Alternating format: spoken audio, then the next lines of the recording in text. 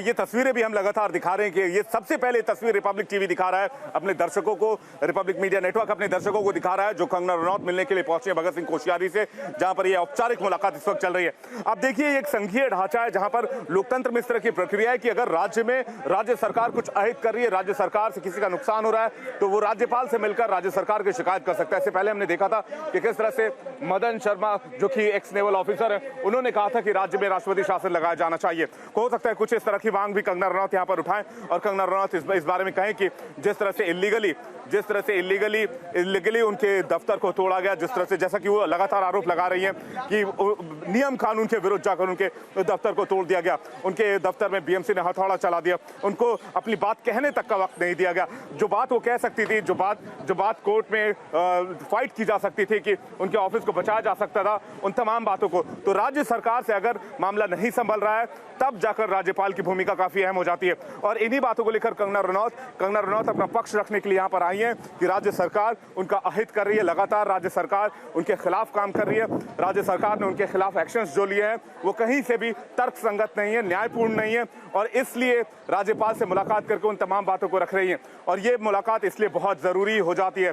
आज भी कंगना रनौत 4:30 बजे यहाँ पहुंचने वाली थी, लेकिन तय समय से लगभग 20 मिनट पहले यहाँ पर पहुंची हैं, तो वो भी जानती है कि ये मुलाकात कितनी जरूरी है। जिस परिस्थितियों से वो गुजर रही है, लगातार सामना में उनके खिलाफ लेख लिखे जा रहे हैं, उनके खिलाफ आर्टिकल लिखे जा रहे हैं और उनके खिलाफ किस तरह की कार्रवाई की गई है, सब हमने देखा।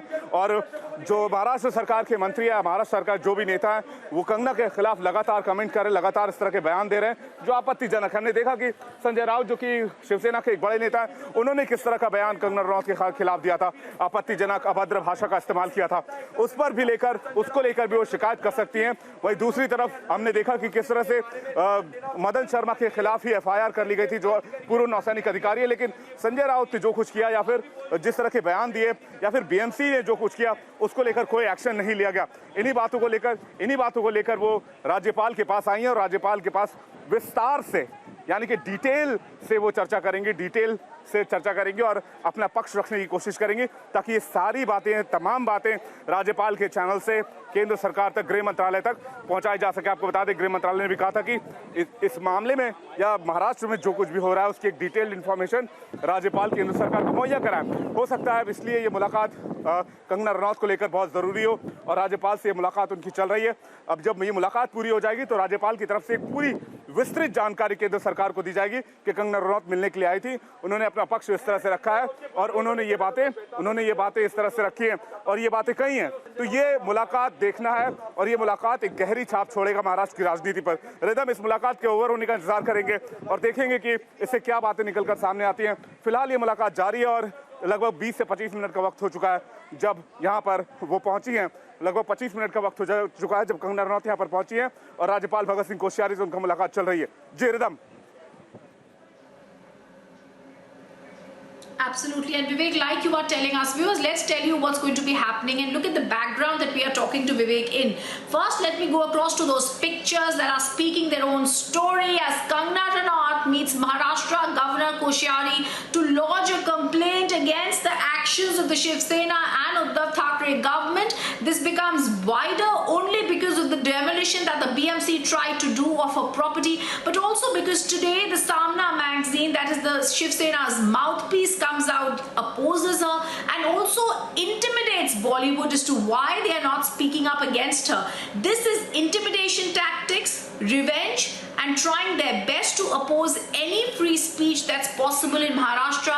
It's very clear this has become an emergency-like situation in Maharashtra that the Shiv Sena and the Uddhav Thackeray government need to put in order. But first, we go across to those pictures. What will Kangana Ranaut in this meeting that has begun a short while ago be talking to Governor Koshari about? Firstly, she's going to be talking about the illegal demolition by the BMC of her office. Secondly, she's going to be talking about the verbal threats and the opposition that the Shiv Sena leaders have shown to her.